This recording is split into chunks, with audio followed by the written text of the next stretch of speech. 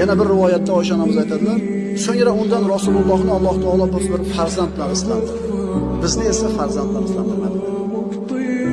Ammo Moriya onamizni quvonchi, xursandchilik uzoqqa cho'zilmadi. 2 yilga yetib yetmasdan o'g'li Ibrohim vafot etdi.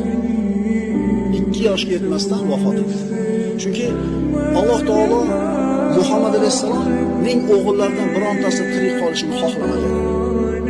Ma kana Muhammadun aba ahadin min rijalikum dedi Alloh taolo.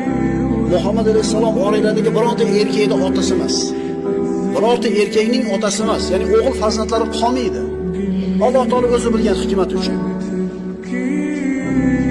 Agar o'g'il farzand qolganida Muhammad alayhisalomdan bir faraz qiladi. Bu albatta ma'sum bo'lmasdi, begunoh bo'lmasdi. Undan xato gunoh sodir bo'lishi aniq edi.